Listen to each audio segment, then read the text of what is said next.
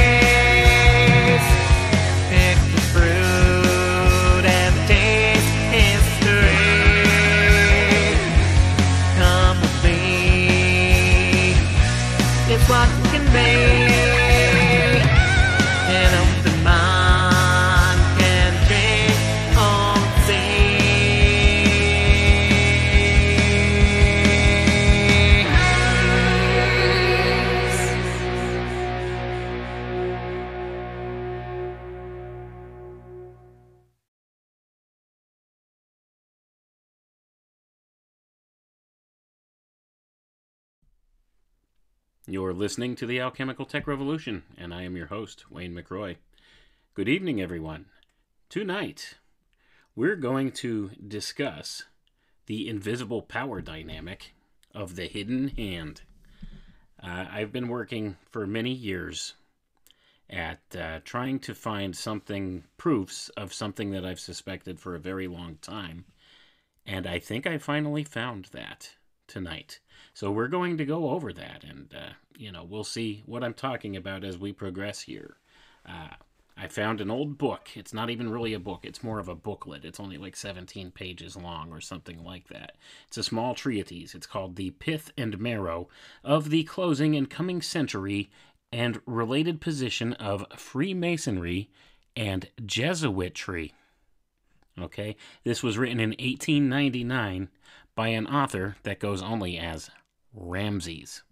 Okay, and this was published by a company called the TP Company, 144 Madison Avenue, New York, New York. And I looked up that address, and there's no such company there anymore. So whatever this publishing company was must have closed down a long time ago, because now that's a residential address right in the southern part of Manhattan, of center Manhattan, right up in Midtown.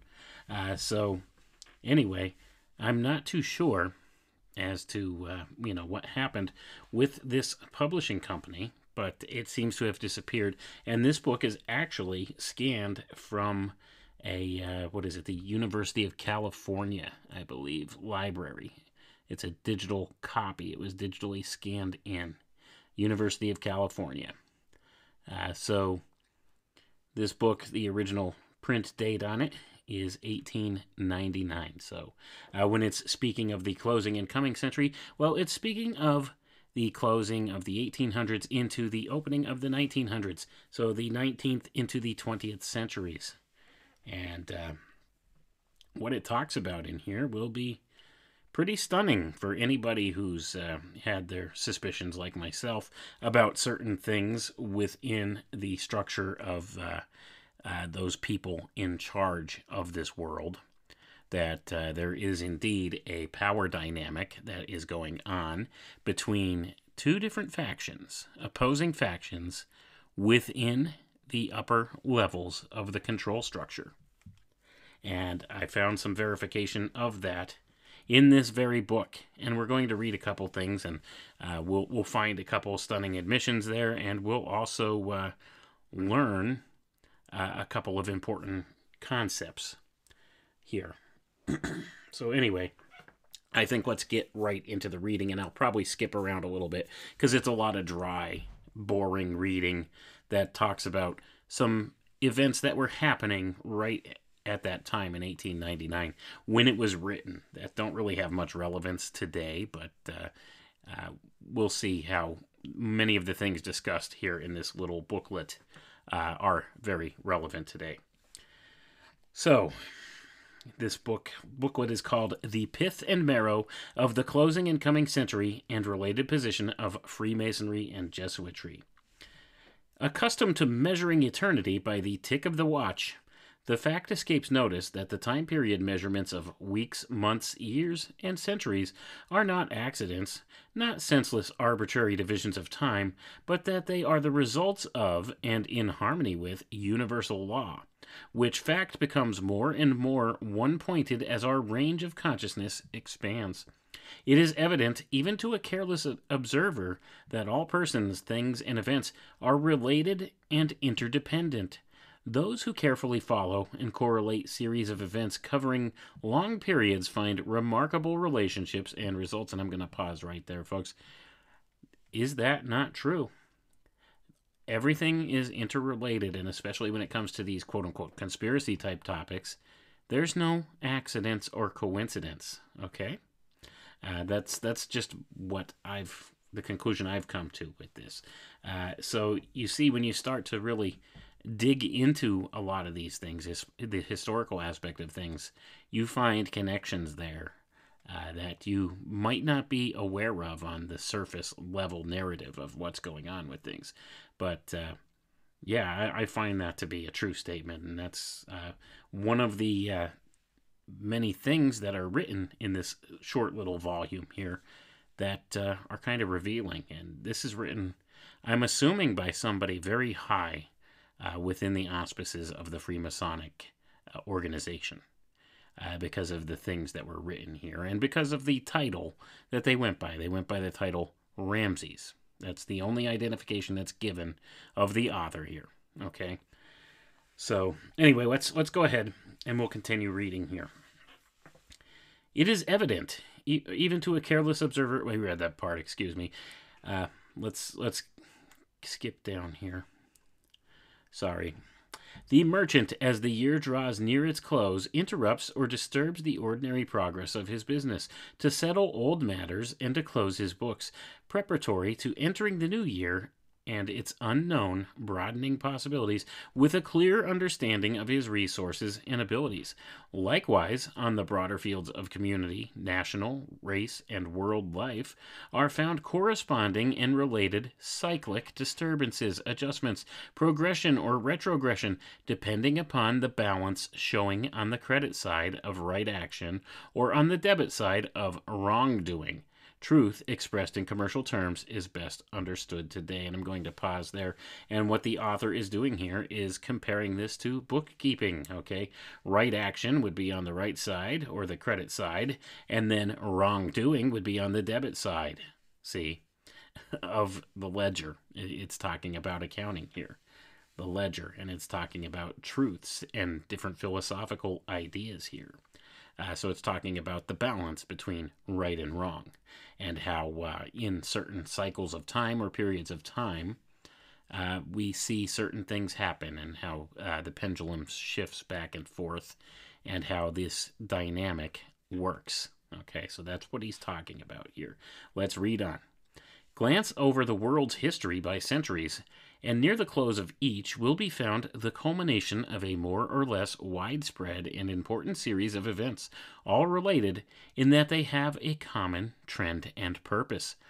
Leaving the proving of this statement to those who care to investigate, we turn our attention to the present to find the world facing that, in fact, it is now in the midst of events and culminations, the importance of which have not been equaled in many centuries, probably not within the period of recorded history. And I'm going to pause there again, folks.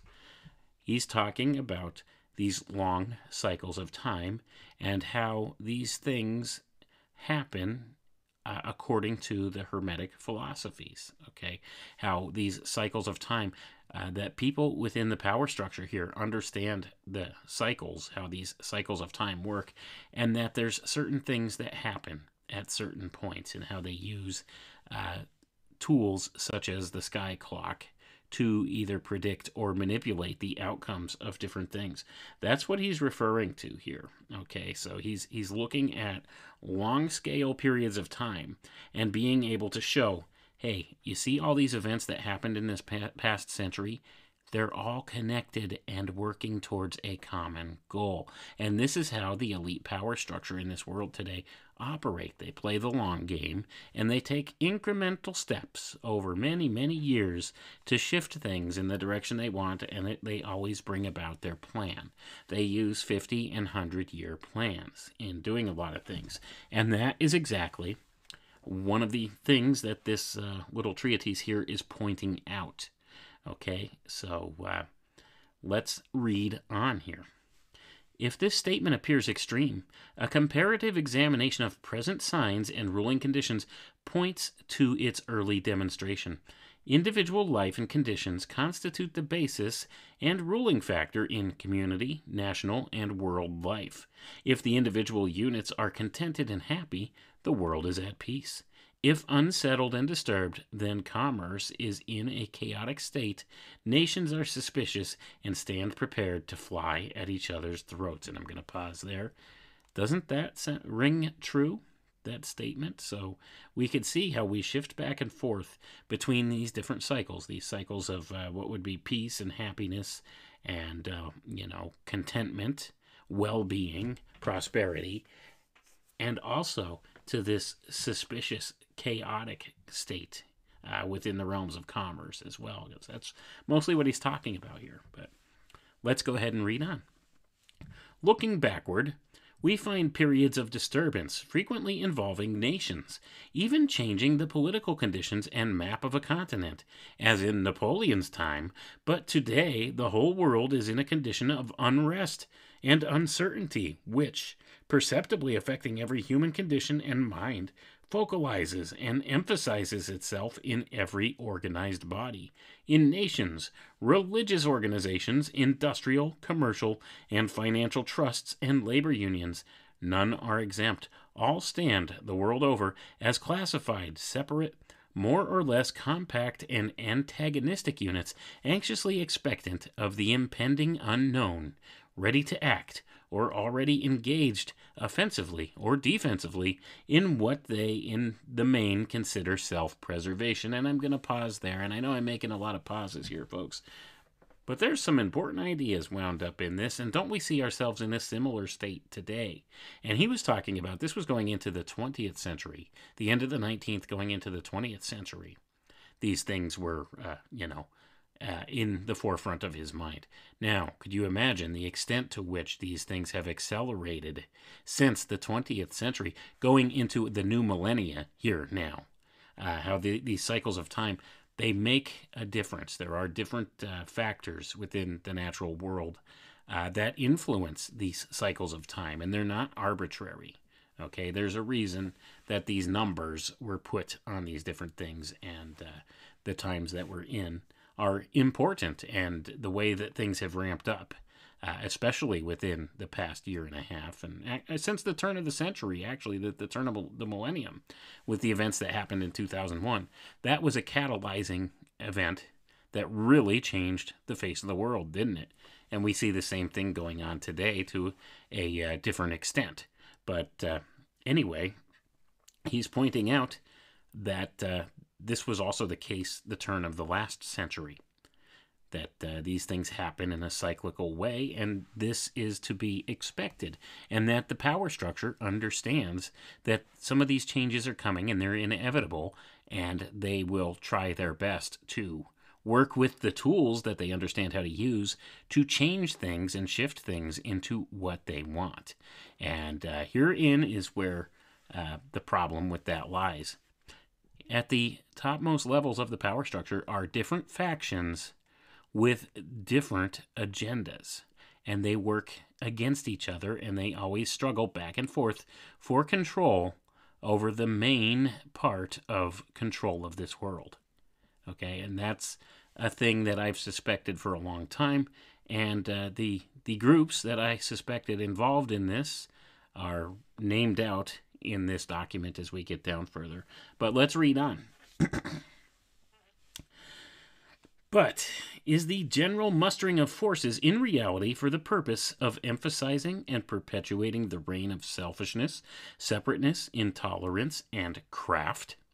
Underneath the seeming, is there not a deeper, truer, more intelligent force at work, molding and shaping conditions and events for the common good, stirring into action and bringing into open battle array the good and evil qualities, the life and death forces embodied in man's higher and lower natures, preparatory to their locking horns in the death struggle for the final mastery, with the fate of humanity at the stake? Let us seek answers in the signs of the times, first as indicating in the individual, then in powerful, organized bodies, the larger personalities. Every man who will honestly examine himself will find both the good and the evil qualities in his own nature emphasized, awake and arrayed against each other, contending for the mastery. He finds himself unusually interested in and taking sides for or against wrong and injustice in matters foreign to his personal interests and customary observation. His power to discern the right is unusually clear and forceful. Again, as though to give all opportunity, matters of frequent occurrence and, as the world goes, of seeming unimportance, suddenly spring into universal prominence, are discussed throughout the civilized world in private and public, in the press and pulpit. In fact, the whole world discusses and intelligently takes sides for or against the principles involved, and in so doing each person enlists and throws his influence on the side of right or wrong. And I'm going to pause there, folks. He's talking about this basic, classic Hegelian control tool right here, isn't he? He's talking about we always have to come to grips with there's two sides to these different arguments, whatever the principle involved may be, and you're going to take a side on that. And that's just basic human behavior. And the thing is, depending upon, if the people at the top of the power structure are trying to steer public opinion in a certain way or direction or not, they could steer the bulk of the public consensus towards one or the other to accept that this is either right or wrong for any given argument here. So that's kind of what he's talking about. He's talking about this dichotomy of thought where, we're always going to have these kinds of conflicts, and we're going to pick a side on the conflict, and one side is going to win the conflict. Okay, there's always these two controlling sides, and there's two extremes, each extreme, one on each side, and within the bounds of those extremes, we could be steered. So the balance is going to tip one way or the other at any given time, and this is cyclical, and the balance shifts back and forth. See. With different ideas or ideals. And that's what the author here completely understands and is talking about. And they see this, okay? And they see that there are certain factors happening in the natural world at certain times within portions of the cycle that are more favorable for them to steer in certain directions. So that's kind of what's being inferred here. But let's read on here.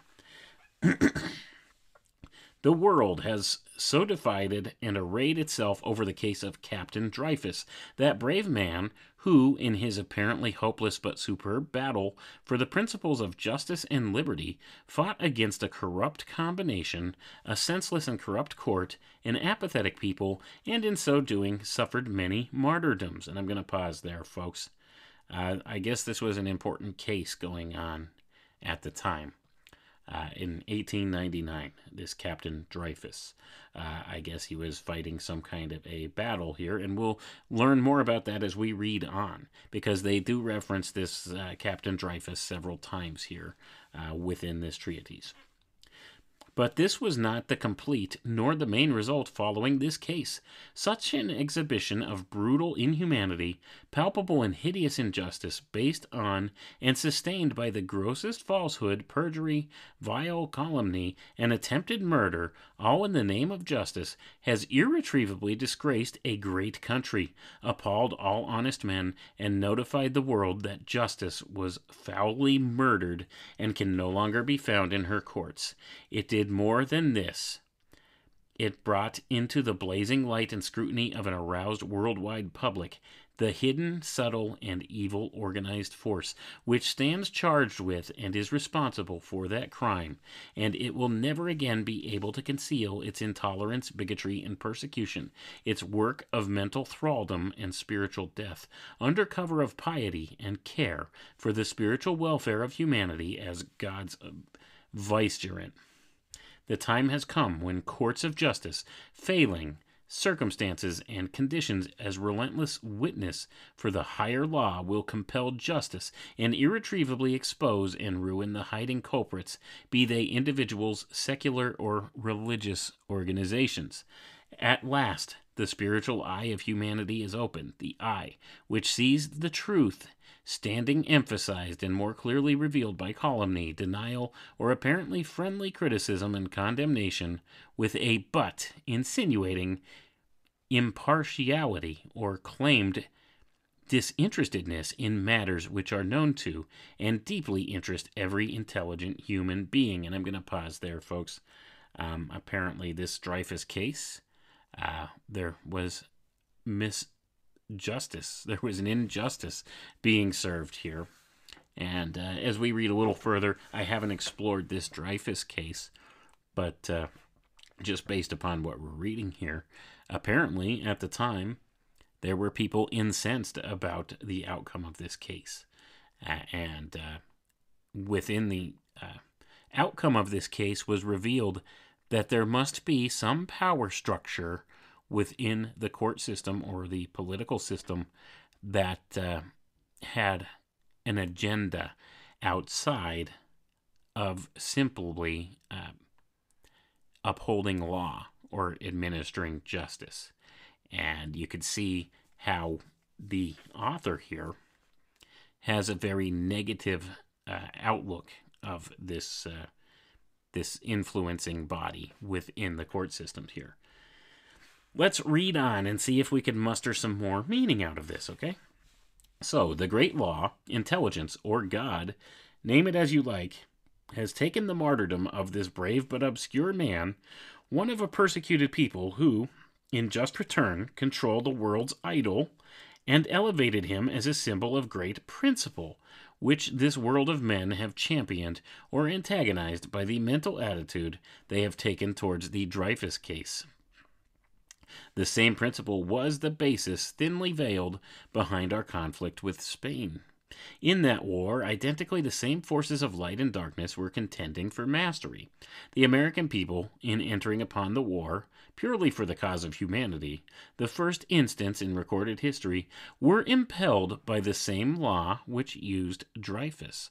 Largely unconscious of their high guidance and mission, they nonetheless promptly and effectively arrayed themselves, leading the nations as the exponents and champions of right, enlightenment, progress, and physical, mental, and spiritual freedom, as opposed to this subtle, organized force which, from love of power, has always prostituted its immense strength by standing as the main block in the way of mental and spiritual health, freedom, and progress in the Western world.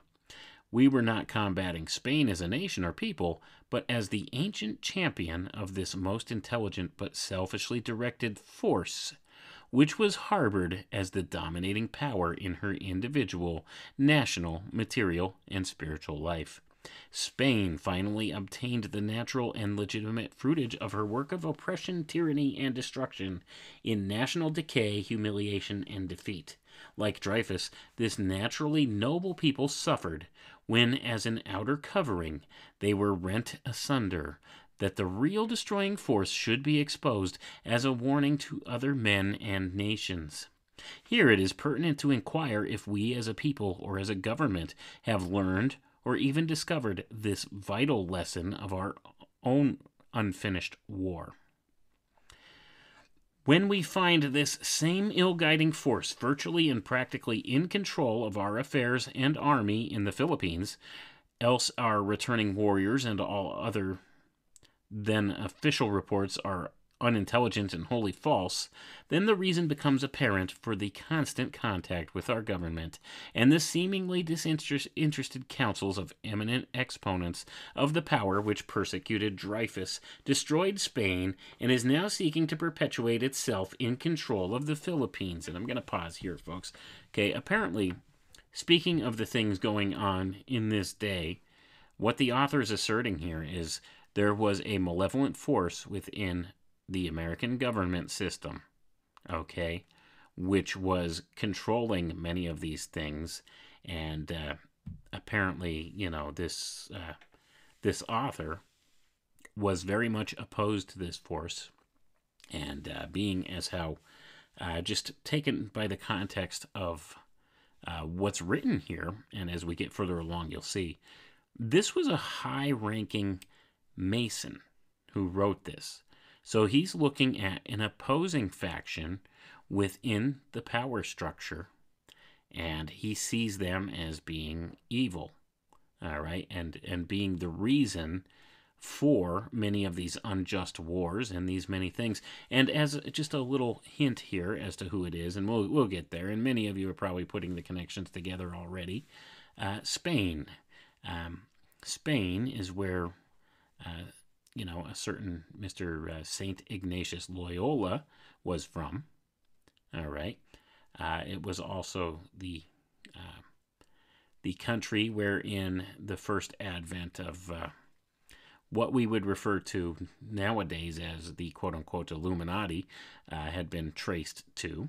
And actually, they go back further than that, but that is what the modern advent can be traced to, because you see, when we're talking about St. Ignatius Loyola, and like I said, many of you are probably putting this connection together already, we're speaking about the Jesuit order, okay? And before they were known as the Jesuits, they were known as Los Alumbrados, which literally translates from Spanish as the Illuminati, That is what Loyola called them, but the Pope requested that they change their name to the Order of Jesus, or the Jesuit Order.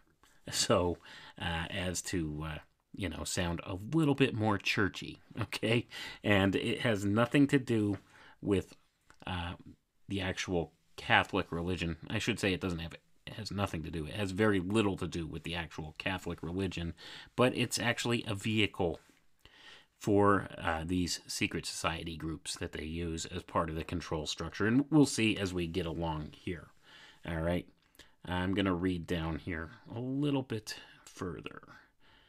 So anyway, we're going to skip a little bit ahead here through this book because it goes through some of the things that were going on politically at the time and with different world powers, and it talks about the Monroe Doctrine and different things like that, talking about the geopolitical events of the time. All right, and let's see. So when we get down here, okay, we'll skip down a little bit and get past a little bit of the narrative here as to what was going on. So, back to the reading.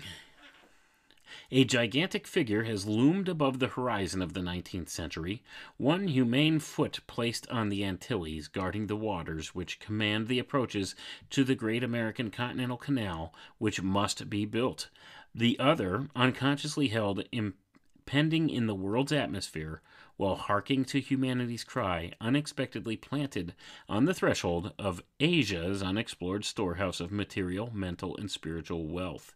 Incidentally, he shelters and protects the Americas, the great impassable continental divide separating Europe from the teeming East. He stands expectant and superb in his undeveloped strength, this young giant colossus of modern times, calmly facing the ancients and the pregnant future with sublime trust in himself and in the cause of right and humanity, which he has championed before the whole world. He is the symbol of the higher part of or soul of humanity in action, the torch-bearer of truth, light, and liberation to the discouraged and downtrodden. When the surprise and compounded admiration, fear, commendation of the older nations settles into conviction that their selfish dominating influence and commercial supremacy is in jeopardy, we shall require that divinely inspired wisdom and courage which go hand in hand with intelligent right action, with pure motive and high principle as our mainspring and guide our passage through the Red Sea of selfishness into the promised land of universal brotherhood will be safe and glorious, but destruction is certain if we, off guard, permit the subtle wrecking intelligence of the past and present centuries to creep in and whisper evil counsel into the ears of our helmsman. And I'm going to pause there, folks, and he's speaking very allegorically right there, you see. So he's talking about world events. He's talking about how the world stands at this precipice, okay? And it's much the same today, but this was, in the turn of the last century, not this century that we're in now. So things were slightly different, but you could hear the very same language, the truth and the light and the liberation language being spoken here by the Freemasonic Brotherhood, okay, talking about universal brotherhood and how, they need to be diligent and hold their course in order to steer in the good future for humanity. You see, the writer here positions himself as, and his association, this group that he's part of, as being, say, so to say, the good guys. And there's a group of bad guys within the same power structure group that fight against them. And we're going to have to skip down a little bit here because there are some, really important ideas in here. But there's, like I said, a lot of dry narrative in here talking about events of the day, like geopolitical happenings of the day, things of the day that are not really anything we're concerned with right at the moment here. It's a lot of narrative. If you're interested in history, then yes, the history is interesting, but the main point here is there's different things in this writing that I wanted to bring out. So let's take a look here. Let's get past all the geopolitical stuff.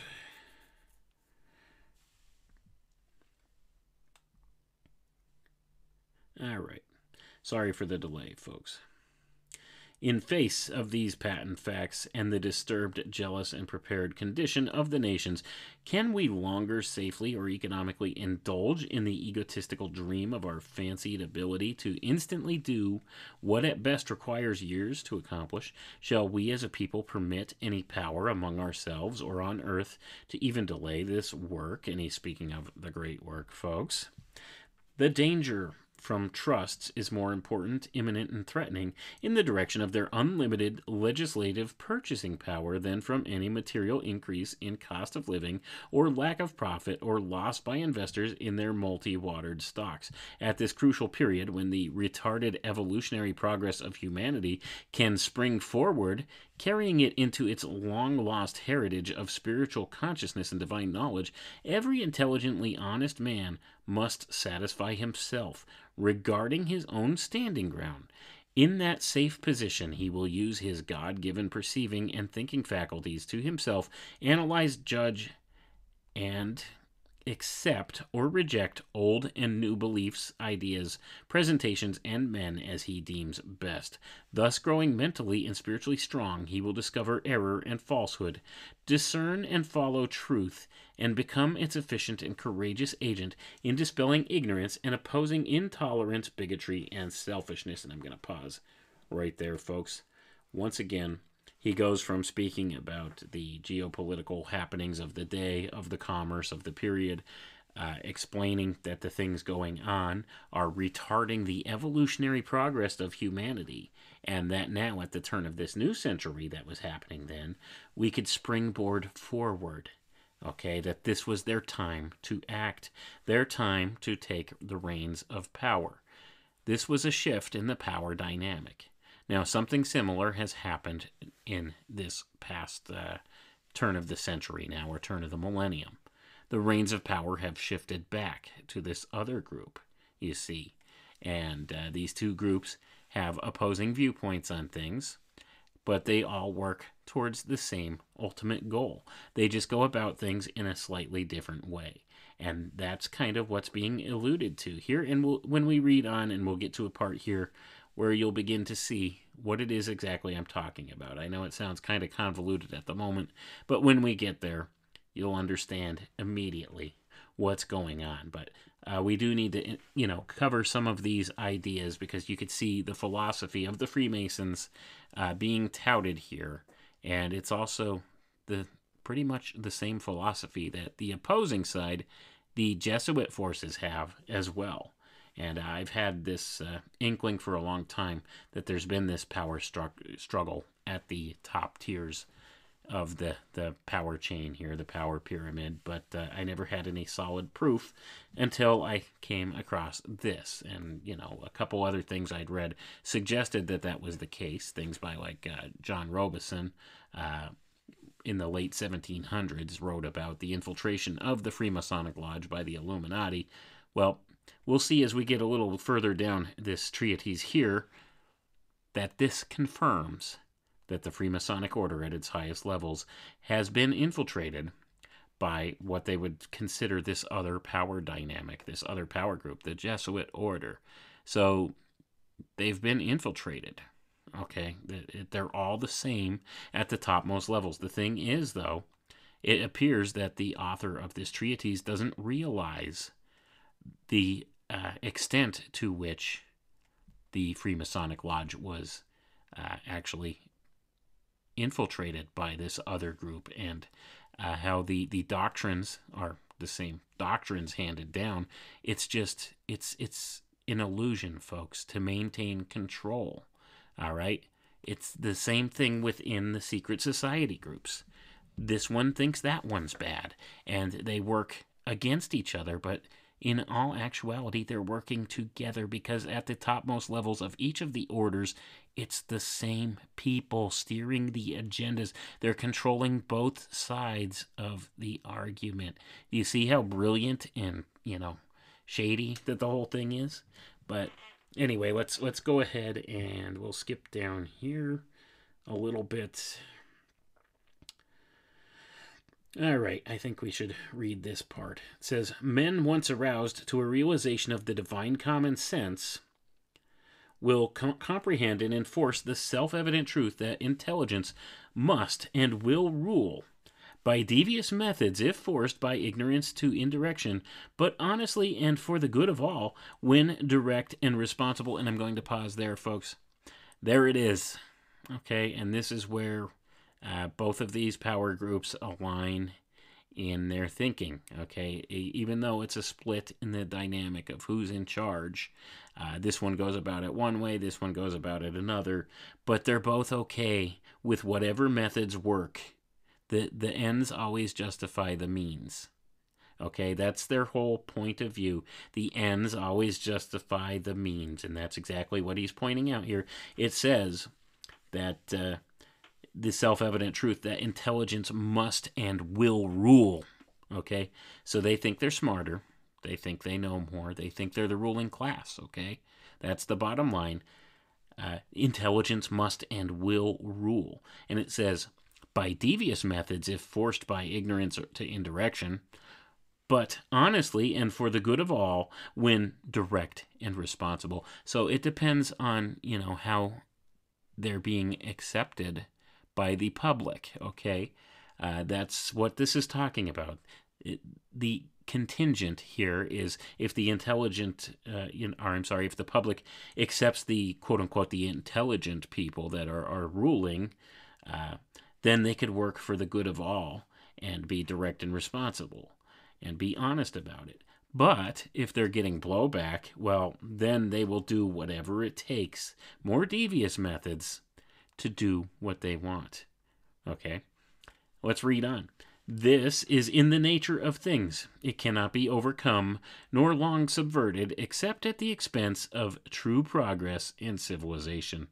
These will be quickly swallowed up and lost in a maelstrom of anarchy and barbarism, into which a society, nation, or world ruled by its ignorant element will inevitably lapse, and the intelligent are responsible if this element gains control. Gonna pause there, folks. See, they can't possibly let the people take care of themselves or rule over themselves. Do you see this elitist mindset here? And this is both sides of this power dynamic that we're talking about, because at the topmost levels it's the same, and that's what the author here is missing. He doesn't see, he understands, and we'll see later that the Masonic Lodge has been infiltrated and taken over by this other outside group to some degree, but he thinks that they've been thwarted. Do you see? But the reality is it's the same controlling factors. It's the same people at the topmost levels, and it's only gotten worse since the time of this writing, and they're being used and manipulated. See, that's the thing. Your average Mason thinks they're doing a good thing. They think they're in a great group. They're doing good stuff. I mean, they're raising money and having dinners, and they donate monies to children's hospitals and that kind of thing. And they think that they're legitimately doing good stuff, and many of them are doing good stuff. But the problem is they don't realize that the people that are telling them at the topmost levels of the structure there that they're good, enlightened men, and that they're doing these wonderful things and this kind of stuff, they're lying because they have ulterior motives. And that's what the people at the lower levels of the structure don't understand. And it happens the same way within the Jesuit order as well. And any of these secret society groups, people that get involved in them, they think they're doing good works. Okay? They think they're getting involved. They're becoming better people. They're helping in their community. They're doing good works. That's a facade. Okay? That's a facade. And many of them do these good works and do these good community outreaches and things. And your average Mason or your average Jesuit or your average person joining one of these secret society groups, Doesn't get much further than what they call the quote-unquote Blue Lodge, okay? Or that's the first 3 degrees of the order, and they're the large power base of the group. They're the voting bloc, so to say. They're the useful idiots, okay? And that's not me saying that. That's the people at the topmost levels of these different secret societies.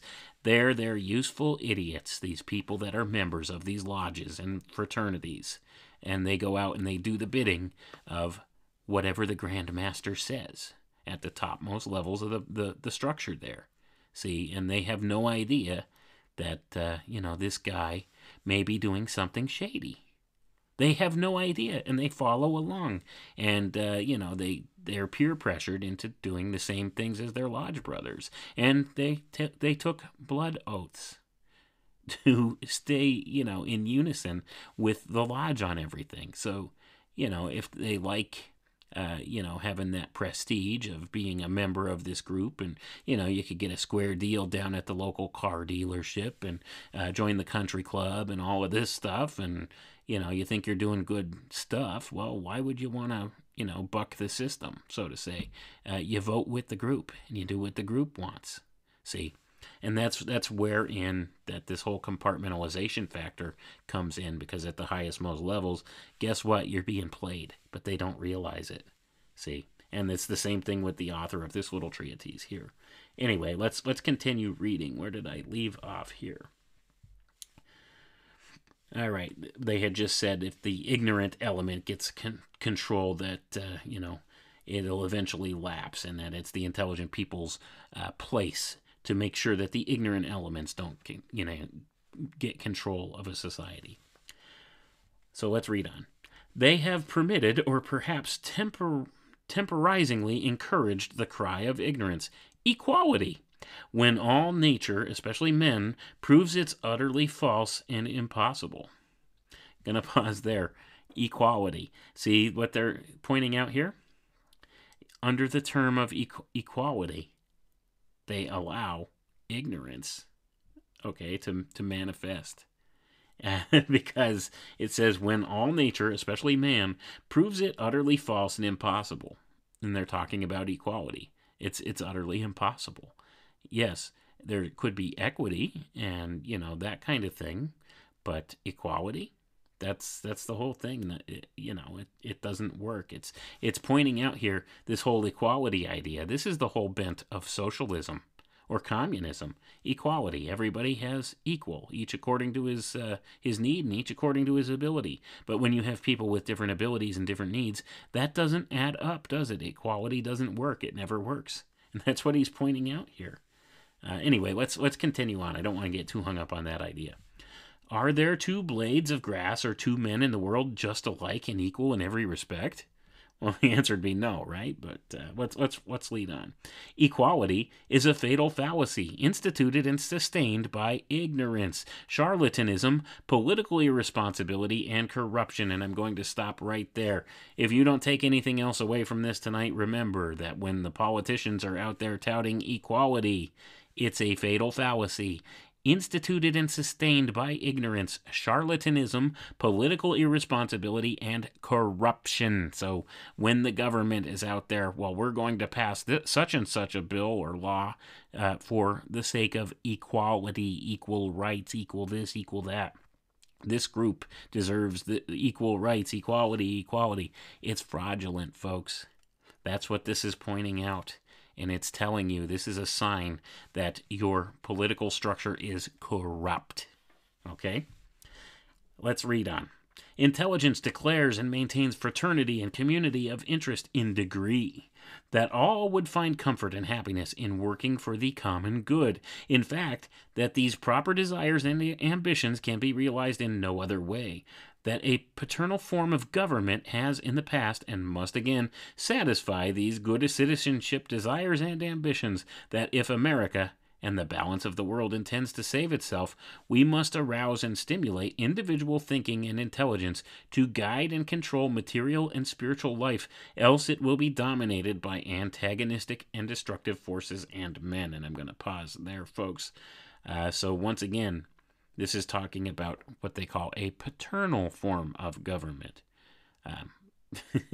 Paternal. The government's your daddy. Your daddy will take care of you. See, do you see the slippery slope that this whole thing touts? Even though they talk about it in a good way here, saying that they must invoke these different thinking and intelligence and these different ideas, ambitions in the common person to do good things for the group, the good of the group. You see how it harkens back again to communitarianism and these different ideas, the social order, the state, and this goes back to Plato's Republic. Okay, it's the same kind of idea. It's all about the state, and this is kind of what they tout all the time. See, for the betterment of all, that kind of thing. So you see these ideas being hit upon here. Well, let's see. Let's jump down here. Actually, we'll just read this next paragraph because, it's kind of an important one.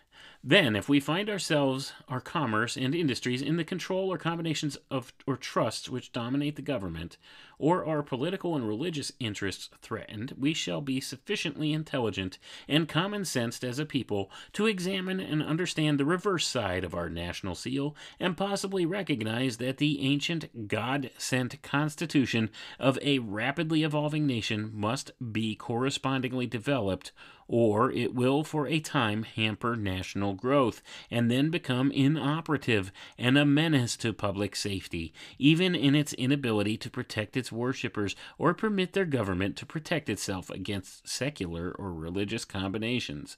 Then we shall be sufficiently awake and wise enough to evolve our constitution abreast of conditions, reform our government onto a nonpartisan, unselfish basis, and absorb any or all selfish combinations or trusts into one vast, owned and operated for the common good by a government made directly responsible to the people. And I'm going to pause there, folks. Did you hear all of that? Did you hear all of that? Evolve the Constitution. They had written into the whole plan here all along. They want to be able to change the Constitution on the fly. That's what this is talking about here. All right?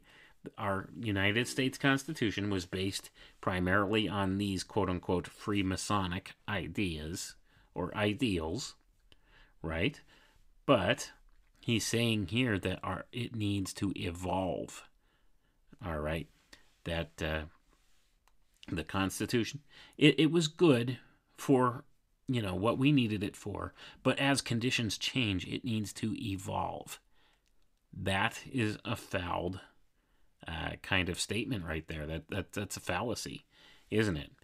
Why would you put this law in place and then want to go ahead and change it? But you see, that was always the original intention. They want to shift it as time goes on because of evolution. Do you understand how the idea of evolution plays into everything again? Because we, as an evolving people, well, we need evolving laws. Well, that doesn't sound very safe, or, how should we say, doesn't sound very morally correct, does it? It doesn't sound like there's an absolute standard of right or wrong. This is moral relativism. Okay? So they're invoking moral relativism to change the nation's founding document. All right? And these are the Masons, folks. These are the ones that are proclaiming to be the good guys here. All right? And both sides in this power dynamic claim to be the good guys. But they both have these flawed ideologies. And guess what? They're both one and the same at the topmost levels, and they don't realize it. The only ones that realize it are the ones at the topmost levels that control both sides. And the thing is, they let certain power influences have control at different points in the cycle. And in the cycle we're in, it would appear to me that the power has shifted back from the Freemasonic side to the Jesuit side. That's what I see going on today. Now, in the turn of the last century, it looks to me like the shift was from the Jesuit side to the Freemasonic side. You see, it's the same thing if you look at our political parties. It's the same thing. It's shifting back and forth. Democrat, Republican, Republican, Democrat. They do the same thing. It's just this is a longer cycle. Whereas with our election cycles we have, it's every 4 or 8 years, you get that shift in the power dynamic, okay? The Republicans take over for a while. Okay, 8 years are up. People are frustrated with the bad things that they've done. So now we'll vote the Democrats in. And the power structure shifts just slightly, but always working towards the same end goals. You see how it works? This is just on a longer phase cycle. They go by the century, apparently. If I'm inferring the right connotation here from the things that I've read in here and what I'm understanding. But let's continue reading, and then we're going to get to the good stuff here. We're going to skip down a little and get to the good stuff, all right? Because this, by and large, although there's a lot of important ideas outlined in here and a lot of striking admissions, we haven't got to the juicy stuff yet in this document. Let's read on, though. These conclusions are especially true and applicable to a nation whose ability, strength, and resources are to itself as yet unknown quantities. An intelligent people, to permanently remain free and self-governing, must itself and through its government stand ready and sufficiently courageous to change old things and methods to meet advanced conditions, to observe, analyze, wisely direct, and lead all natural, and to control and neutralize all illegitimate developments. Today, whoever or whatever is consciously or unconsciously working for self is working against the broad principle of brotherhood, or the common good, as emphasized in the teachings of Christ, Buddha, and all of humanity's saviors. Such are, consciously or otherwise, under the influence of that most secret body which absolutely controls and works through a vast, materially, spiritually, homogeneous, and one-purposed organization, millions of whose members, unconscious of its inner dominating force, are perfectly honest, capable, and patriotic citizens who, in all conflicts save one, would make their public duties paramount. Gonna pause there, folks. Did you catch all of that? The principle of brotherhood. See, the brotherhood being the common good. Now, do you understand why they're trying to steer towards communitarianism, as they call it, or socialism, or soft communism, so to say? It's all about brotherhood. See, brotherhood is the common good. Do you understand yet what's going on? But we can see the way they're talking here. They make it sound like it's a good, noble thing, isn't it? And there's nothing wrong with wanting to do good and have everybody prosper. The only problem with that is, in a socialist type system, it always lowers everybody down to the same lowest common denominator. Okay? That's the problem. It doesn't raise or elevate everybody up to the same level. It pulls everybody down to the same level. And that is where the problem lies. Excuse me. So even though they make it sound good, they know that the principle always draws people down to the lowest common denominator, not raise people up to the highest common purpose. All right? Anyway, let's read on. But in the event of active opposition to the inner controlling body's plans of religious conquest and aggrandizement to again combine church and state under priest rule, inciting this mass to religious zeal, and with the additional powerful incentive of gaining both spiritual and political dominion following a successful issue from the contest, what, in such an event, would be the natural, logical, and inevitable action of many millions of otherwise good and public-spirited citizens? Even the sovereign pontiff himself is already subject to the will of the Jesuits, as his recent unwilling submission to their demands proves. The danger is not so much from the exoteric organization as such, but is it not imminent on the lines indicated? Have these persistent, crafty men ceased to live and work? Have they at this crucial time abandoned their long cherished purpose to rule the Western Hemisphere? Looking about the world, do we find evidences of the workings of this inner controlling body, the working out of a plan of the nature indicated? The innocently blind, careless, and unobserving may see no danger, but those who have eyes to see, who analyze, look behind and underneath, discover the selfish plans and subtle workings of this evil-directed, highly intelligent, crafty, hidden body, which has ever sought power, wealth, and aggrandizement for itself at the expense and ultimate ruin of the people or nation it permanently controlled. If this statement requires proof, the following examples will serve the unprejudiced seeker. Spain, once proud, haughty, and powerful, the dominating power in Europe, championed and accepted priestcraft rule. As the direct result, this noble people stands as a nation humiliated, bankrupt, powerless, and disgraced. The other European nations, who are largely or entirely dominated by the same priest power, are rapidly approaching the same fate. The horrible crime against Dreyfus plainly revealed this hidden power in control of the French army through its general staff. These officers, directing the most powerful arm of the government, false to every thing and condition, utterly demoralized, unpatriotic, and venal, and this in the face of the fact that the safety and very life of the nation were thereby placed in extremest jeopardy. What must be the character of the influence which could so change Frenchmen and cause them to forget their country and their honor? Note, who are now making protest against officials of France for looking to Masonry for counsel and aid in their endeavor to remedy this lamentable condition and safeguard the nation. Why do experienced, honest, efficient men turn from one and to the other when in dire trouble? And I'm going to pause there, folks. There it is. He's pointing out this power dichotomy, okay, that the Jesuits were in control of these different areas, all right? And now these different areas are seeking the Freemasons. Once again, like I said, this was the shifting of the power dynamic within the cycle from the Jesuit side of things to the Freemasonic side of things. And I think we shifted back here now in the 21st century. And it's the Jesuits who are taking back the reins of power from the Freemasonic side.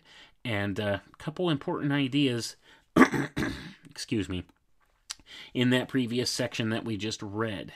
Okay, once again, it's talking about, all right, talked about in Spain. It used Spain as the example of where the Jesuits were in power. And it says here that they championed and accepted priestcraft rule. And once again, this whole idea falls back to the dichotomy. They were talking about the merging of church and state once again. And if you've listened to any of my previous broadcasts, I will tell you, this goes back to the whole Cain and Abel dynamic in the Bible. Once again, the sons of the waters of faith and the sons of fire, or the philosophers of fire. This would be the brotherhood of Cain and the godly sons of Seth. They would be those of the waters of faith, the sons of Seth, the waters of faith. The priestcraft, the Jesuits, okay? And then there's the philosophers of fire, or the bloodlines of Cain, the Freemasons. Once again, it's this whole power struggle dichotomy, but it's both of these groups combined together that are the necessity in order to cast the molten sea. All right, so a lot of these ideas are difficult to understand in some regards, okay?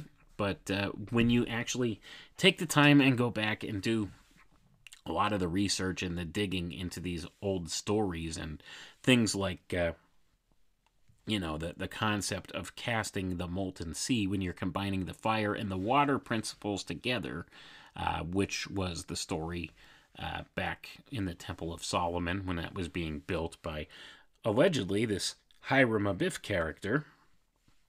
Okay, from Freemasonry, this is what they were attempting to do. This is the merging of statecraft and priestcraft. That's what the allegory is talking about. It's always this dynamic back and forth. See, it's the two aspects of man. It's the spiritual aspect and the physical aspect fighting back and forth, and trying to achieve this higher self kind of idea, this kind of scheme.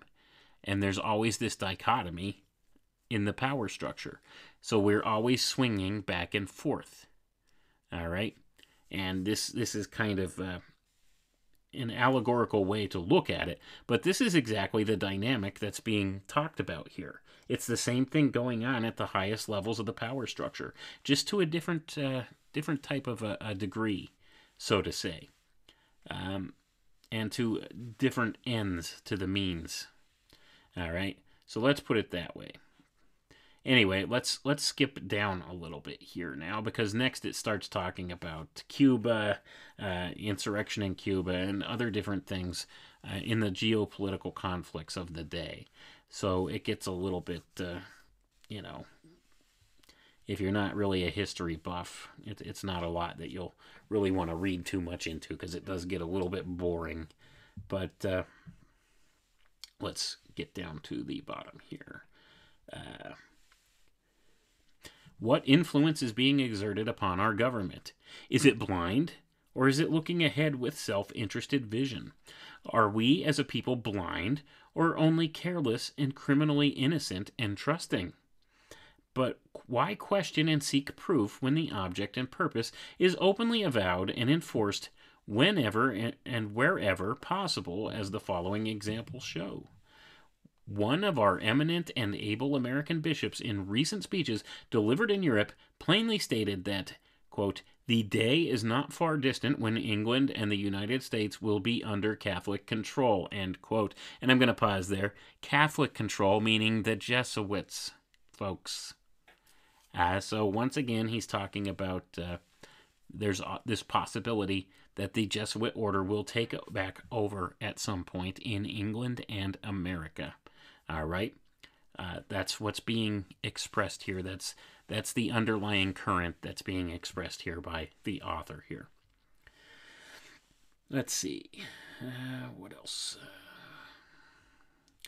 Sorry, gonna skip down a little bit more, because now it goes back to talking about things going on.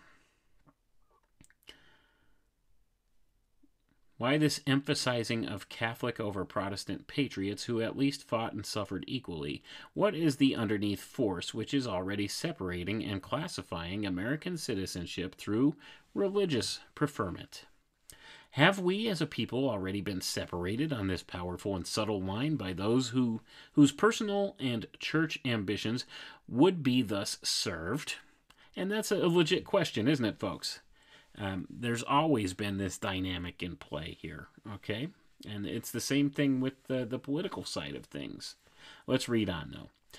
These are facts and presentations which deeply interest and involve every true American. In fact, every human being, whether Protestant, Catholic, or non-conformant to any creed, for a house or the temple of humanity divided against itself cannot stand. Their common blood gladly poured on our towering altar of liberty has sanctified our sacred common soil and country. Together they must protect and preserve it intact against physical or religious dismemberment, to go down into the ages as the world's refuge from tyranny and intolerance, as humanity's beacon, light of enlightenment, tolerance, and mental and spiritual liberty, freedom, and brotherhood. And I'm going to pause there, folks. So do you see these different ideas he's invoking here? All right. And they're not bad ideas, so to say, but it's once again invoking the idea combine church and state. And that's an important thing. It's the combining of statecraft and priestcraft, the sons of Cain and the sons of Seth. the line of Seth, the ones of the waters of faith, with the philosophers of fire. All right, it's this melding idea, this melting pot idea inherent here, and there's underlying esoteric connotations to America being a melting pot that people may not have considered before, and this ties directly back to the casting of the molten sea idea, and I would suggest that you familiarize yourselves with those stories, and I may actually cover a little bit of that on a separate broadcast here at some point, but let's read on here and see what else this author has to say. Thus it came to us from the fathers, and so must and will our sacred heritage be passed on inviolate, so long as stern true men tread American soil. The completed examples of priest rule and its pregnant endeavors as cited reveal a widespread plan and purpose to gain control in the Western Hemisphere and merge church and state under the dominion of this Jesuitical oligarchy. And I'm going to pause there, folks. I'm going to read that sentence again, okay? The completed examples of priest rule and its pregnant endeavors as cited reveal a widespread plan and purpose to gain control in the Western Hemisphere and merge church and state under the dominion of this Jesuitical oligarchy. End quote here. That is an important idea. So once again, it's saying here there's a widespread plan. There's a conspiracy, folks. A conspiracy. It's not a theory. It's an actual conspiracy. It's been going on for, centuries now. And apparently the Jesuits are at the heart of it. And the Masons, many Masons, recognized this and understood what this is about. And they stand in stark contrast to the Jesuits. But the problem is, what the Freemasons don't realize is they're all cut from the same cloth. Okay, it's the same thing. They're both working for the same thing. They're just going about it differently. And the connotation here is the Masons are the more secular side of things, and the Jesuits are the more religious side of things. Okay, the state versus the church. All right, but they both seek to combine these two areas of influence together for the ultimate form of control. Let's read on and see what else the author here has to say. And we're almost done, folks. These are vital facts and presentations which cannot be set aside nor explained away. They in themselves constitute a supreme court of divine judgment.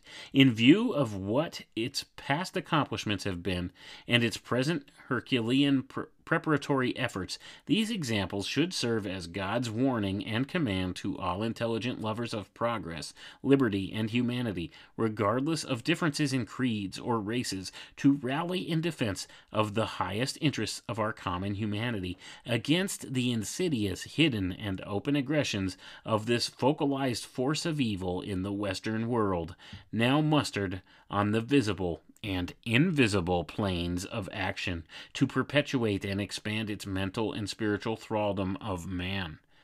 The Jesuit order is the wedge point of bigotry and intolerance as main factors in gaining temporal and spiritual dominion, and as such it must be recognized, met, and subdued if humanity is to progress. With this Jesuitical force already arrayed and attacking right, justice, and progress along the whole front of human affairs, what is to oppose it? What universal, compact, organized force is to be found based on the broad foundation of a common brotherhood, ruled by love, charity, and justice, its members sworn to propagate right, truth, and enlightenment, a force which can stay this actively offensive power of evil and ultimately defeat, lead, and force its disintegrated component parts into lines of unselfish action. To do this saving work for humanity requires earnest, substantial men and women who have evolved from the separate and therefore weak, secular and religious bodies sufficient intelligence to draw them together on occasions into one separate and more highly evolved body to act for the common good and safety. Looking into the dim past, we find in ancient Egypt, the historic cradle of wisdom, the beneficent rule of divine kings, men inspired by unselfish excuse me, Men inspired by unselfish love and guardianship for all that lived. Their rule and guide was the basic fundamental and eternal law embodied in their inherited wisdom religion of Freemasonry. Carried from Egypt to India, it overran into Greece and formed the basic pillars upon which the superb material and spiritual civilizations of these countries were reared, forming the basis of the Old and New Testaments. Its spiritual light became to the world obscured, and the material or operative side emphasized in sublime architecture as the various religious orders claiming foundation on the inspired books lost sight of the spiritual in their antagonisms, persecutions, and devastating contests for secular power. The Dark Age results of these fanatical wars had plunged the civilized world in nether darkness, where it would have sunk and disappeared, save for Masonry. Its pure light kept burning in the hearts of the faithful through the darkening centuries, was flashed upon the night of Europe by Masonry's chivalric knights, who saved the fanatical, murderous followers of their Christ from self-destruction by uniting them in the crusade to rescue the Holy Sepulchre from the Muslims. In doing this master's work, they consciously and intelligently utilized this destructive force to serve the double purpose of saving Christian Europe from self-destruction and from being overrun and destroyed by Muslim hordes. Thus, Masonry saved the world from a fatal return plunge into barbarism in the dark material ages, when the evil forces now focalized in Jesuitry dominated. The Crusades, having demonstrated the controlling power of Masonry, the holders of the key to heaven, turned upon the saviors of humanity and by orders of the Holy Church, persecuted, imprisoned, tortured, and foully murdered thousands of these noble chivalrous knights, confiscated their property, destroyed their strongholds and priceless libraries, and scattered their followers in a futile attempt to destroy the order. And I'm going to pause here for a moment, folks. Boy, this is a rah-rah pro-Masonry bit of propaganda, isn't it? You see how they talk about, the splinter in somebody else's eye, but they can't see the log in their own eye? Do you hear what's being said here? They're referring to, themselves as saviors and being the holders of the key to heaven, and how, the Holy Church, the Jesuit order, so to say, persecuted them, and they still hold a grudge. See, it's this back and forth dynamic. The problem is both of these organizations, the Freemasons and the Jesuits, at the topmost levels of both orders, have both been infiltrated by the same small group of people that steer this back and forth agenda between them. Okay, and they do it for what purposes, I can't say. Is it for their own entertainment or aggrandizement? It always works toward the same common end goal, any way you look at it, much like our political system. Anyway, let's read on, because now we're getting to another important part here. The Jesuitical element, which incarnated in Masonry to control after failing to destroy it, did to an extent change the ritualism in 1707, but failing in its second purpose, it was forced out, and a remnant is now found in a secret control of certain small and powerless occult, so-called semi-Masonic bodies, which teach and practice the black arts in the 19th century. I'm going to pause here, folks. I'm going to read that for you again. Okay, this is the author's admission, and I've had this suspicion for the longest time. All right. It's the same thing that John Robeson talked about in regards to the quote-unquote Bavarian Illuminati of the time, which in all actuality is the same order as the Jesuits, folks. Adam Weishaupt was a Jesuit-trained professor of canon law at Ingolstadt University. He was a Jesuit. He just changed the name up a little bit and did his own little sub-order of the Jesuit order called the quote-unquote Illuminati. And it's the same thing, and it was hearkening back to the same idea that St. Ignatius Loyola had for the order in the beginning. The Illuminati, same name. You see, it's all the same thing. But anyway, the Masonic element here, especially the author of this text, even though he admits the Masonic order was infiltrated and taken over to some degree by Jesuits, which he says right here in his own admission right here, he claims that for the most part it was forced out, and now there's only a very small remnant that only exists in some maybe small sub-orders of Masonry that really don't matter or do much. That's what he's saying in a nutshell here. Let me read that again.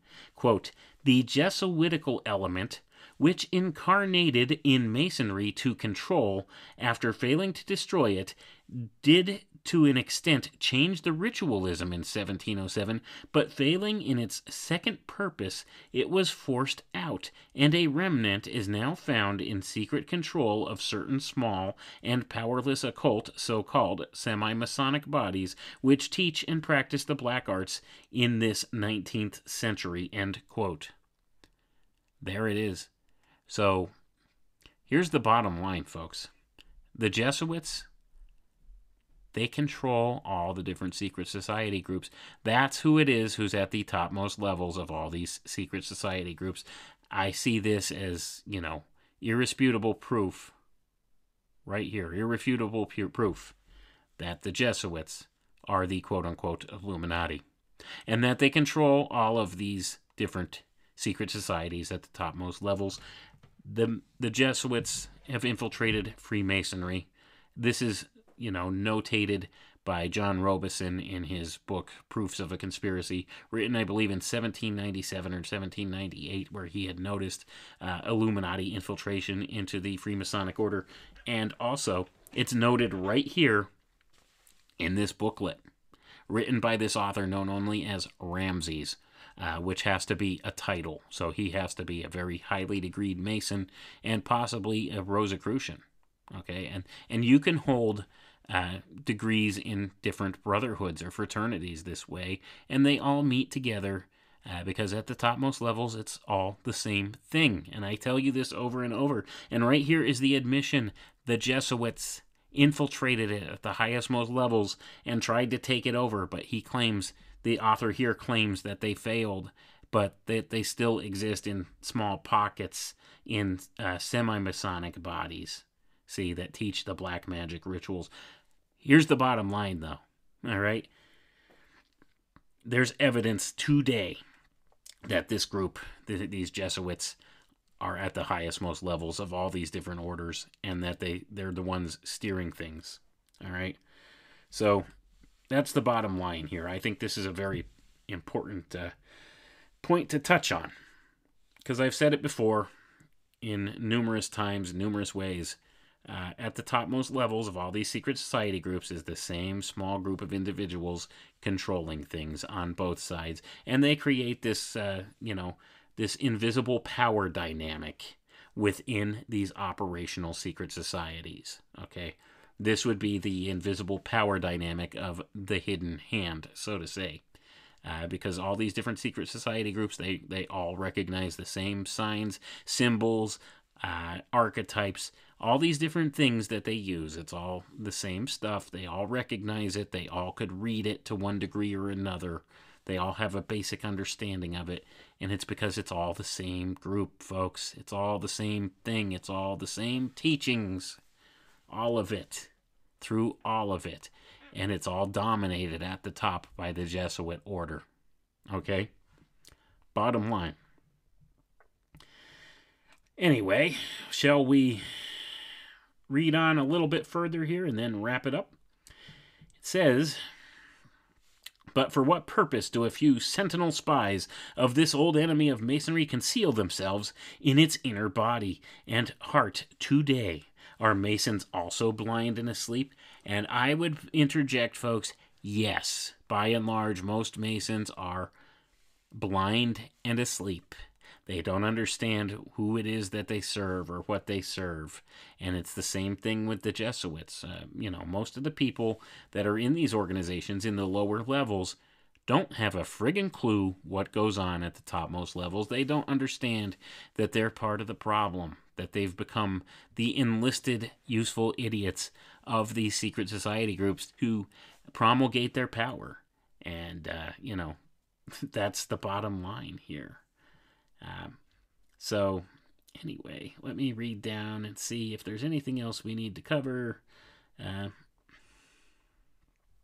It talks about insurrection in the Philippines, about the overthrow of the Jesuits in the Philippines, and how the Masons have kind of taken hold there as well. And like I said, the general gist of this little booklet that I get is that there's this shift back and forth, all right, in different cycles of who's in charge of the power structure, which side gets to run things in a particular period. I've had that suspicion for a long time. That's the general sense I get from reading this booklet. And also the admission that the Jesuits are the ones that infiltrated and took control here. The Jesuits and the Illuminati are one and the same. All right? What we would refer to as the Illuminati, that's the Jesuits. And it's the same name. Looking back in history, same name. All right? And it's the same thing still going on to this day. So let's take a look here. What else do we have to say? Is there something else important in here? I think when I read through this, I found some other important things here. Okay. Let's read this part. This is an important one, too. Since the killing blow to Jesuit rule in Spain, her long-waiting, patient, but powerful Masons are infusing a new life into her awakening northern provinces in an effort to arouse and rescue the Spanish people. Many of the South American states have Masons at the helm, and they should have grown too wise from past experience to ever again trust their old false pilots on the commander's bridge. In Canada, the apparent controlling force is on the side of retrogression, and her Masons should change the current in her naturally strong and liberal atmosphere. The United States is the archstone, the coveted prize, possession of which at this time largely decides the destiny of humanity for centuries.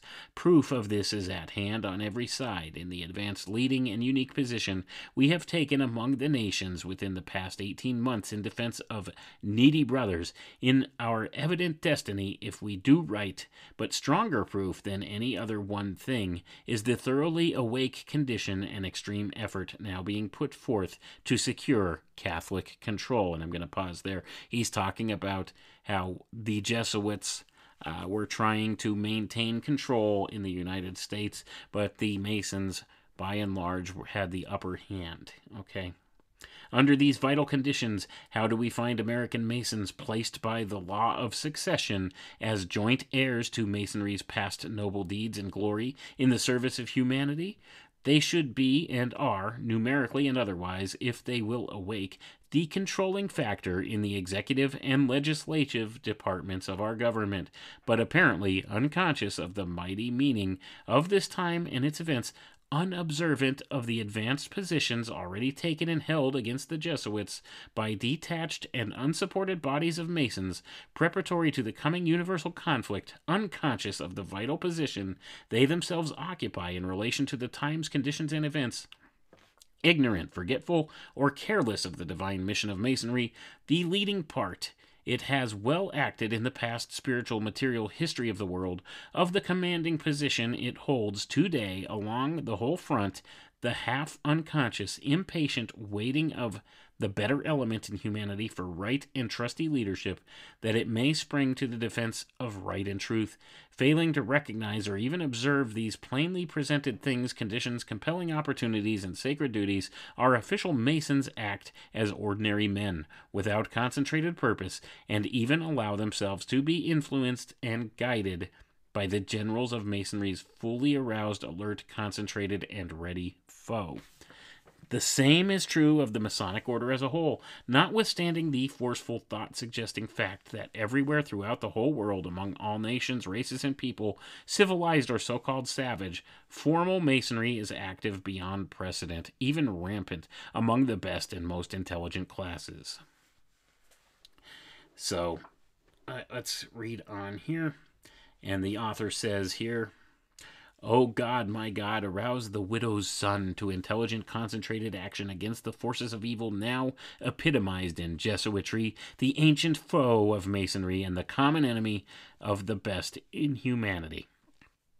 By such concentration of Masonic thought, constantly directed against Jesuitry, expressed in private and public life, a bloodless revolution of the world will be accomplished, and humanity, with a higher, grander conception of life, its possibilities and purposes will be lifted onto the higher plane of conscious, self-responsible action to move on to its higher evolution in peace, harmony, and love, a true and universal Masonic brotherhood. Without such concentrated thought and action, the world, Masonry still dominating and responsible, must wade through a sea of blood, but to finally emerge depleted, exhausted, thrown far backward in its evolution, the remnant purified and made wiser, to again climb back over the long, more slippery, blood-washed slope. Excuse me. Such is Masonry's inevitable choice and work, else its past record and present position are meaningless and absurd. Masons who fail to recognize our present position and consequent responsibilities are not keen observers of the great law of cause and effect, which governs even their individual lives and has brought Masonry into controlling positions at this vital epoch. And I'm going to pause there, folks. And this here proves out exactly what I'm saying. At the turn of the 18th into the 1800s into the 1900s, the turn of that century, control shifted from the Jesuits to the Masons. Okay, that's being recognized right here. This is what's going on with that. And then I would say it looks to me as if here, now that we've turned into the 21st century, we've gone from, the 1900s into the 2000s, the shift again has taken place and the Jesuits are taking back control. That's what it looks like to me. That's what I think is going on. And this is what's being recognized here, as he says. The great law of cause and effect, which governs even their individual lives and has brought Masonry into controlling position at this vital epoch. Okay? So that's the thing. It's a natural cycle. All right? So he's recognizing that the law of cause and effect brings about these natural cycles, and that in that cycle, that was the time for the Masons to take control, the Masonic side of the Brotherhoods to take control. And like I said, I would speculate that the Jesuitical side has taken control in this current century now. Let's read on, because we're almost finished here. This is getting right toward the end, and then we're going to leave it for tonight because I think we've had a lot to think on so far. The cyclic operation of this great universal law has again brought the cumulative results and forces of 50 centuries, good and evil, face to face for final combat under the white flag of Masonry and the black flag of Jesuitry. The lost and tangled threads of past individual, national, and race life and epochs are bound up in the present, presenting themselves to be untangled and staged for the final drama of the world's evolution. This gigantic nature combination of time, humanity, conditions, and events is by no possibility simply a senseless happening or accident. Even vast man-directed combinations are forerunners of vast and far-reaching results, but when nature combines or focalizes the active, visible, and invisible forces of the centuries and their pregnant results, the physical, mental, and spiritual map of the world will be changed either for the well or woe of humanity. It is these stupendous facts which constitute this a vital epoch. As the moving panorama of events shows, the old director of the dark forces is already alert and consciously on the field, directing the strategy and placing the forces as they consciously or unconsciously, in evil thought or action, report for assignment. At this vital moment, opposed to its old enemy, Masonry stands inertly in place, all unconscious of the impending crisis, and the commanding and victorious part it must assume in this final conflict, else the light of the world, which has ever been its sacred charge, will be quenched in the darkness of returned barbarism and spiritual death. Do Masons doubt these presentations and deductions? Do they doubt the divine origin, mission, and past accomplishments of Masonry? If so, they are making a fatal error. Let them follow and analyze the statements and claims herein made, and they will surely bring themselves face to face with their duty as the present saviors of humanity. Then they can perform or shirk it intelligently and with the full sense of their responsibility. Is Masonry sufficiently homogeneous, powerful, divinely human, and courageous to manfully assume the high duty to which it is now called by the voice of humanity and of God, speaking through his law-conditioned events? Upon what foundation does it rest? What are its origins and antecedents, and what does it teach and hold as right practice? This thoroughly organized, universal, homogeneous body is composed, as it has ever been, of the most enlightened, broad-minded, progressive, tolerant, broadly patriotic, brotherly men of all nations, races, and creeds who, rising above these minor geographical, climatic, and selfish differences, meet each other on the level of a common origin, life, and destiny, and the square of right action as embodied in the Golden Rule, meeting, living, parting as brothers, holding the common purpose to uplift humanity, a body inherently governed by charity, equity, and love, held as ever-conscious, active principles in the daily life of man, reverence for the great universal architect, expressed through constant, glad, and intelligent conformity to his law, the key to which is concealed in their divine symbology, to be found and used for the common good by those who prove themselves worthy and well qualified. Oh boy, this is self-righteous nonsense he's writing right here. The Jesuits, I'm sure, say the same thing of their order, because guess what? It's all the same. All these orders, they think the same things. They think they're so smart and they're so righteous and they're worthy and well qualified. See, and this is the thing. It's the hubris. It's the hubris of these groups that's their big downfall. So let's see how much. We'll just finish. I don't know if we need to finish all that. It just goes on patting themselves on the back how great Masons are, and they're the saviors, and this and that, and blah blah blah blah blah blah blah. Here's the next important part, and then we're going to sum it up and call it a night after that. So it says here, thousands of Freemasonry's staunchest advocates, men whose voices were ever heard promulgating its all-embracing divine principles, who could not be silenced by fear, calumny, persecution, or imprisonment, have found silence and death at the hands of its relentless foe, in hideous tortures, secret graves, and horrible dungeons. So once again, it's leading you to believe this dichotomy of, the Jesuits and the Masons, how they're these intractable foes that it goes back all the way to the very beginning.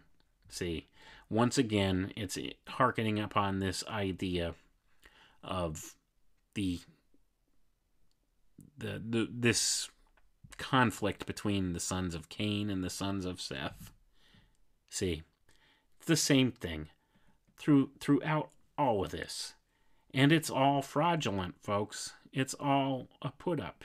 It's all a control system. See, these secret society groups, they're a control system. All right? The members of these secret orders, they're all controlled in the same way. It's all mind-warping, mind control stuff going on. Within and without the order, within the order and outside the order. First, they mind control the people inside the order to think that they're doing righteous, good things, and to believe all of this nonsense that they've been telling them about this brotherhood, how they're the saviors, they're the ones, they maintain the true secrets of the ages, they have the spiritual fire, they're the philosophers of fire. And then they say that this other group, these evil Jesuits, they're our enemies, they fight against us, and we struggle against them, and they're the bad ones, and they take control over the course of time in these different cycles, and they do bad stuff, and it's up to us to rescue the people from them again. Do you see how this looks a lot like the political parties today? Republican, Democrat. Same stupid thing going on. Neither one does any good for anybody on either side. They just work towards the same agenda. They just go about it slightly differently, and one's given power for an amount of time, and then the power shifts to the other side for an amount of time, and it goes back and forth. It's the same thing going on with these two dynamics of the secret society groups as well. And right now, the names that we recognize on them, as far as the big secret society groups, are the Jesuits and the Freemasons. And they're all the same group, folks. It's the same thing. It's just like our political parties. They all work for the same people. It's all the same people at the top of it that control it. You need to understand that. It's all for show. Okay? It's all for show, and it's all to keep the battery operating properly. Because that's what it is. That's why there's always two sides. That's why we have such a what we would call a dualistic system. But I would say it's more polarity than dualism. It's the same. It works like a battery. Understand the allegory of how electricity works and how a battery works. You have a positive pole and a negative pole, and you need those in order for anything to operate. And it's the same thing that goes on with this. And this operates in invisible realms, too. See, that's the thing with these secret society groups. Not only do they have physical dominion and power here and political power, and they control things in the physical world, there's spiritual forces that are aligned with them that control things in the invisible world, and they acknowledge this. And this has an effect on humankind, whether people would like to admit that or not. So that's the bottom line here. I think we're just going to leave it at that for tonight, folks, because what you need to understand is, even within the auspices of the quote-unquote elite, are these royal family bloodlines, or however they want to view themselves, these people that think they rule the world, they're infighting up at the topmost levels. And it's been going on for generations and generations, and it's still going on today. It's the infighting at the top. They're subject to these same flaws that we are as the public, okay? They're subject to these same things. They have their own, thoughts of things.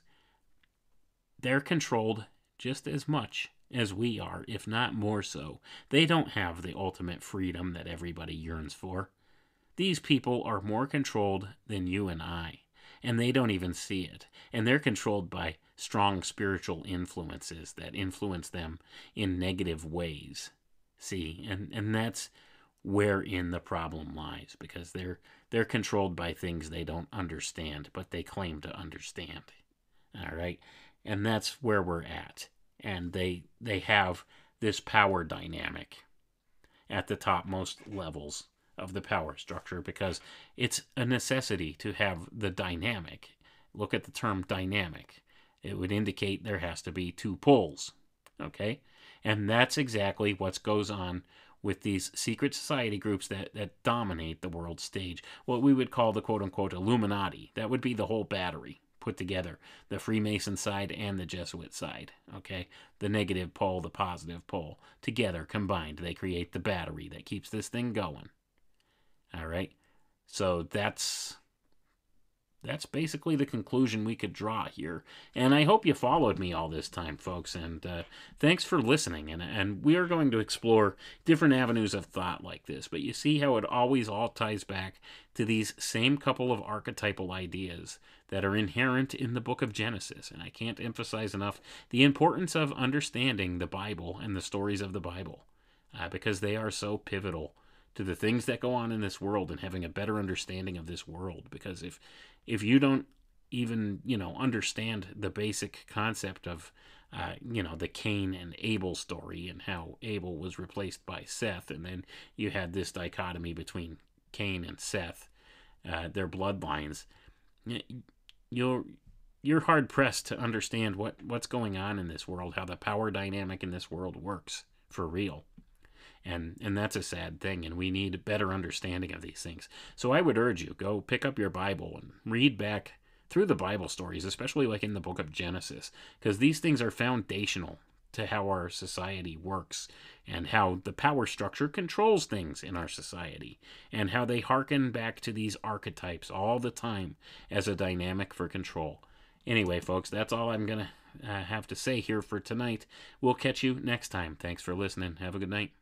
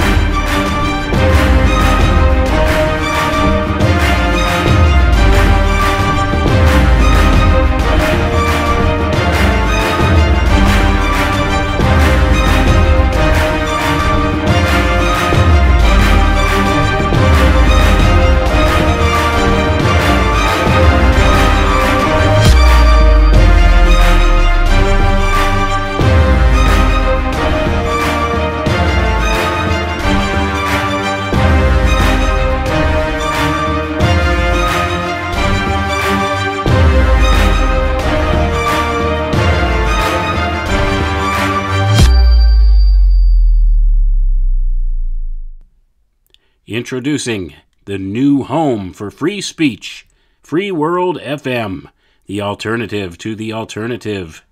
Keep on talking in the free world. That's freeworld.fm. Coming soon.